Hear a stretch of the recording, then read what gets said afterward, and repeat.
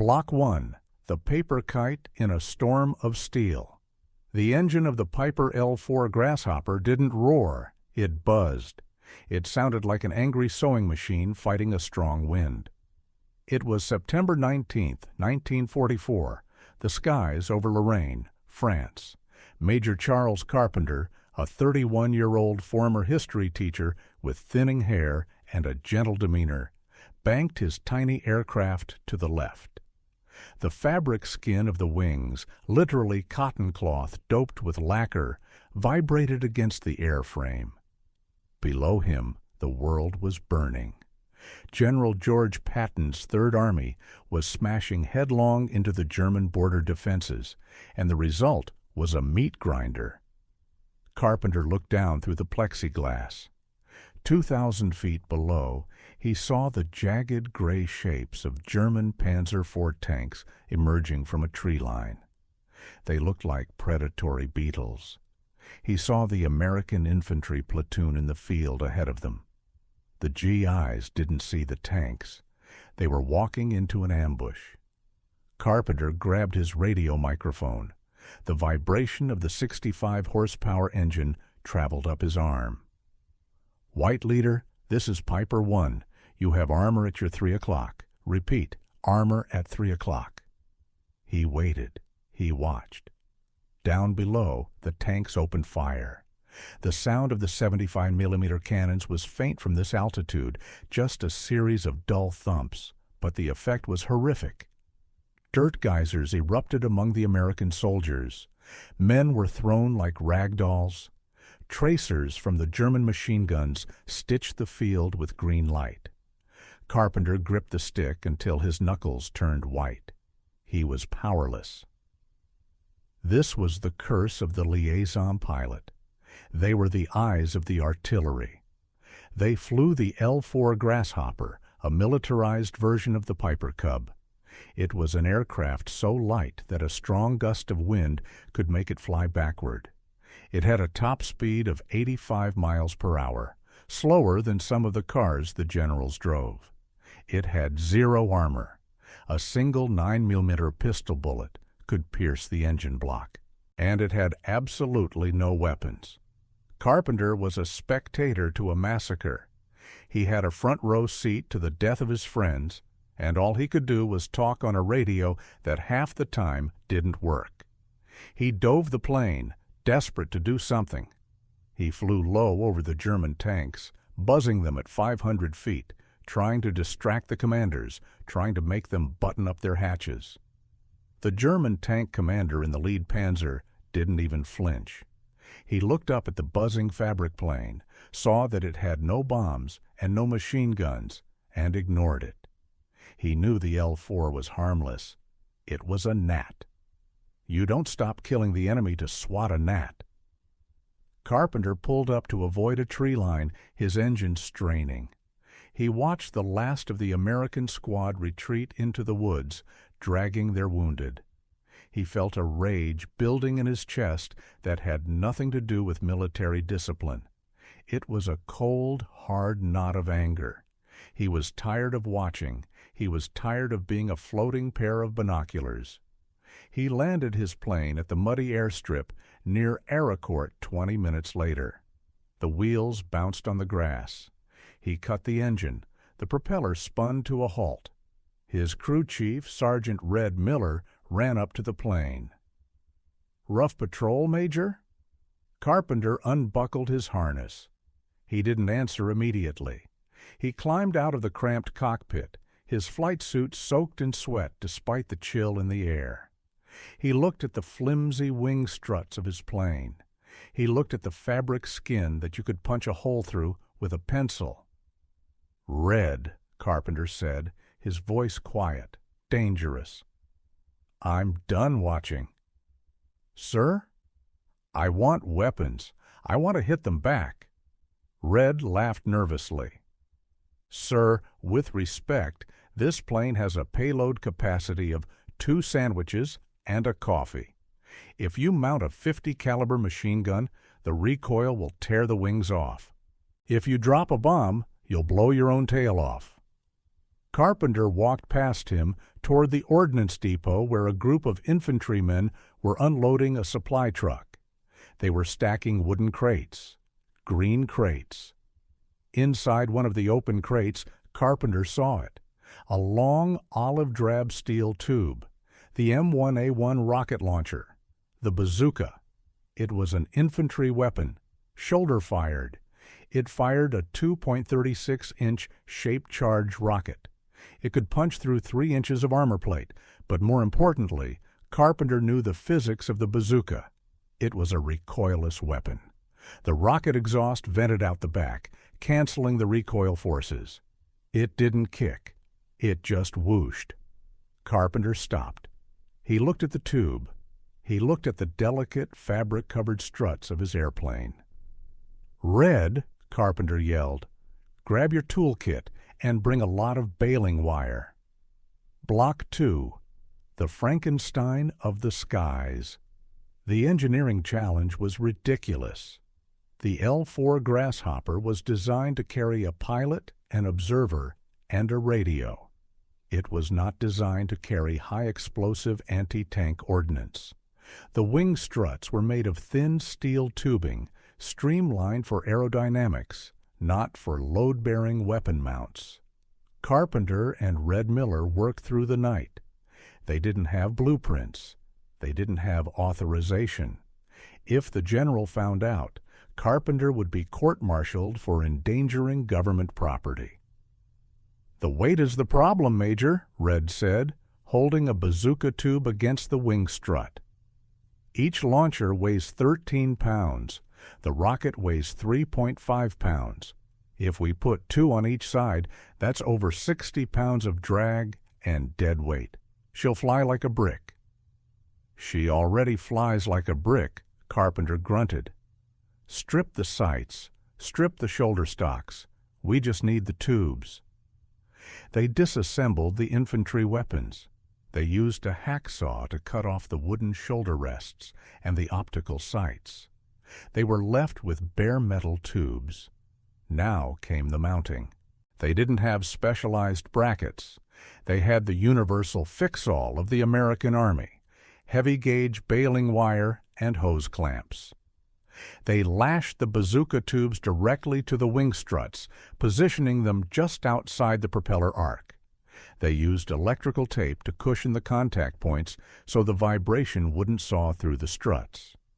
But how to fire them? The bazooka used a simple electrical ignition system.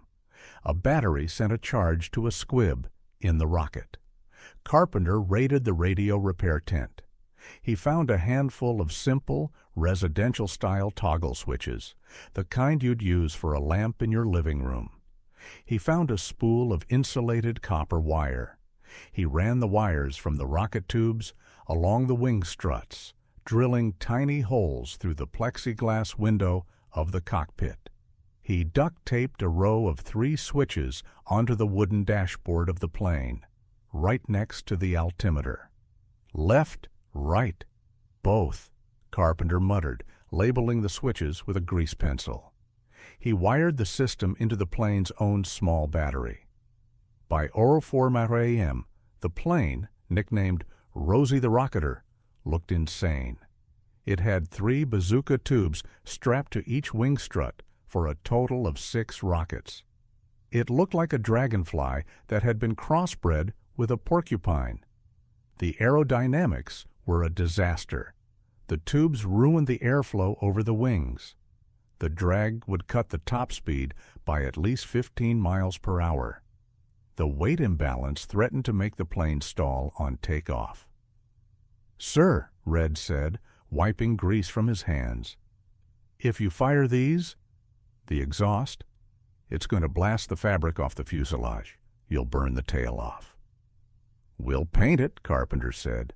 "Get some heat-resistant dope, paint the side of the fuselage where the exhaust hits." "We don't have heat-resistant dope." "Then put 3 layers of normal paint and pray." The sun rose over the airfield on September 20th. A crowd of pilots and mechanics gathered. They pointed. They shook their heads. They called it Carpenter's Folly. "Hey, Charlie," one pilot shouted. You going to hunt squirrels with that thing?" Carpenter ignored them. He climbed into the cockpit. The plane sank on its suspension under the added weight. He strapped in. He flipped the magneto switch. "Clear prop." The little engine coughed, then buzzed to life. The plane shook. The bazooka tubes wobbled on their wire mounts. Carpenter pushed the throttle forward. The Grasshopper lurched. It moved sluggishly down the grass strip. The tail refused to come up. The weight on the wings was dragging it down. He passed the halfway mark of the runway, still on the ground. He passed the 3/4 mark. The trees at the end of the field were getting bigger. "Come on, Rosie," Carpenter whispered. He pulled back on the stick. The plane groaned. It lifted, barely. The wheels brushed the top of the grass. It climbed at a painfully slow rate, clawing for altitude, the engine screaming at red line. He was airborne, but flying was the easy part. Now he had to shoot. He flew to a practice range, a cleared field with a destroyed German truck sitting in the mud. He lined up the nose of the plane. There was no gun sight. He had to aim by instinct, guessing the drop of the rocket, guessing the speed of the plane, guessing the wind. He dove. The airspeed indicator hit 100 mph, a terrified dive for a Piper Cub. The wires screamed in the wind. At 200 yards, he flipped the first toggle switch. Whoosh! The plane shuddered. A trail of white smoke erupted from the left wing. The rocket streaked forward, faster than the plane, erratic and wild. It missed the truck by 50 yards. Carpenter cursed. The recoil hadn't torn the wing off. The tail hadn't burned. But he couldn't hit the broadside of a barn. He circled back. He realized the problem. The rockets dropped fast. He had to get closer, much closer. He dove again. This time, he didn't pull out at 200 yards. He held the dive. 150 yards, 100 yards. He could see the rust spots on the truck. He flipped the second switch. Whoosh!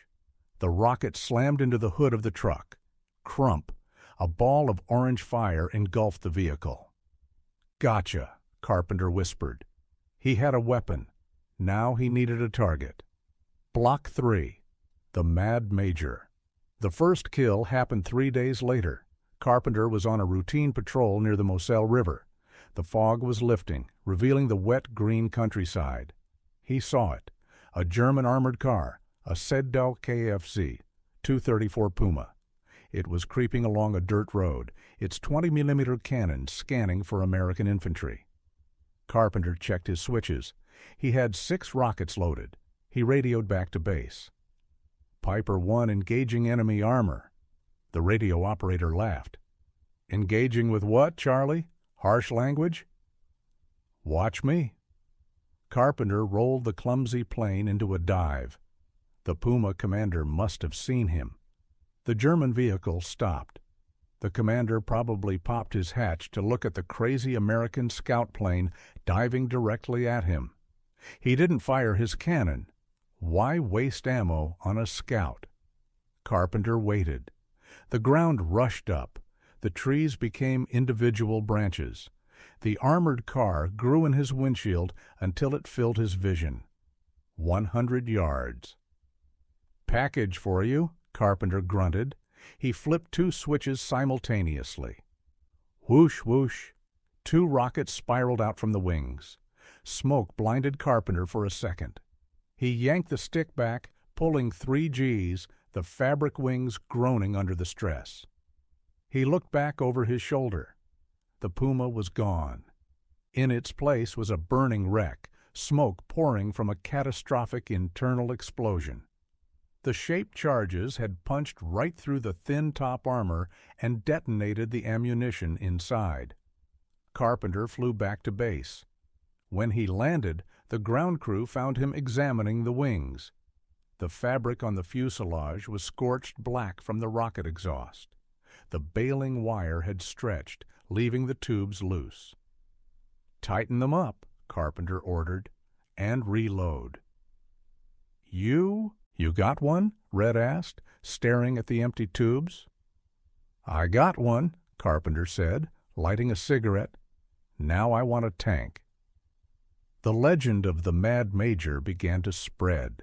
It wasn't just a story, it was a morale booster for the entire Third Army. The infantry loved him. They would wave their helmets when they saw the peculiar, multi-tubed plane buzzing overhead. But the Germans were learning. They realized that the little green plane was not harmless. It was a killer. On October 4th, Carpenter spotted a column of Panther tanks moving through a valley. Panthers were 45-ton monsters with thick frontal armor. A bazooka rocket would bounce off the front glacis plate like a tennis ball. Carpenter knew he couldn't hit them head-on. He had to hit the engine deck or the rear. He had to fly behind the enemy lines. He dropped to treetop level, literally 10 feet off the ground. He flew down a ravine, hiding in the blind spot of the German radar and visual observers. He flanked the column. He popped up behind the rear tank. He was so close he could see the exhaust fumes from the Panther's diesel engine. The German rear gunner saw him. The turret began to rotate. The long 75mm main gun swung around like a telephone pole. It was a race. Could the turret turn faster than the plane could fly? Carpenter didn't turn away. He flew straight at the back of the tank. Click. Whoosh. The rocket hit the rear engine grate. It melted through the steel louvers and detonated the engine block. The tank shuddered and died, black smoke billowing out.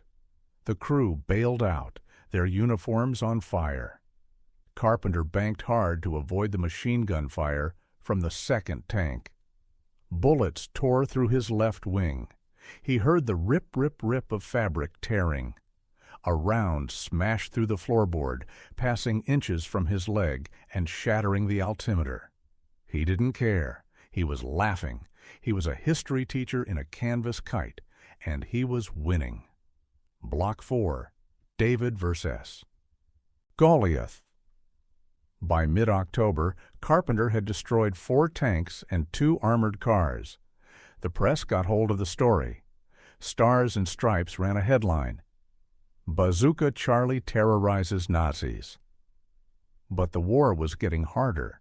The Germans were bringing in more anti-aircraft guns. The flak was getting thick. The climax of Carpenter's war came during the Battle of Arracourt. A massive German counterattack was underway. The foggy morning concealed the movement of a heavy panzer battalion. Carpenter was in the air early. He spotted them. 2 Tiger I tanks. The Tiger I was the boogeyman of World War II. 57 tons. 80mm gun, 4 inches of frontal armor. It was a moving fortress. They were advancing on a trapped company of American infantry who had no anti-tank weapons. The GIs were pinned down in a farmhouse, watching the monsters approach. They were calling for air support, but the P-47 Thunderbolts were grounded by fog. The only thing in the sky was Rosie the Rocketer. Carpenter looked at his fuel gauge. Low. He looked at his ammo. 6 rockets. He looked at the Tigers. They were 800 yards from the Americans. "This is going to be close," Carpenter muttered. He didn't dive this time. He couldn't. The Tigers had anti-aircraft machine guns mounted on their cupolas. If he dove, they would shred him. He had to be sneakier. He saw a row of tall poplar trees running perpendicular to the road. He dropped the plane down behind the trees. He was flying through the vegetation, his wheels clipping the leaves. He used the trees as a screen. He flew parallel to the tanks, hidden from view. When he was directly abeam the lead Tiger, he banked hard, popping up over the treetops like a jack-in-the-box. He was 50 yards away. Point blank. The Tiger commander was standing in the hatch. He looked to his left and saw a plane appearing out of nowhere, suspended in the air right next to his face. Carpenter saw the commander's eyes widen. He flipped all switches. Whoosh, whoosh, whoosh, whoosh. It was a broadside.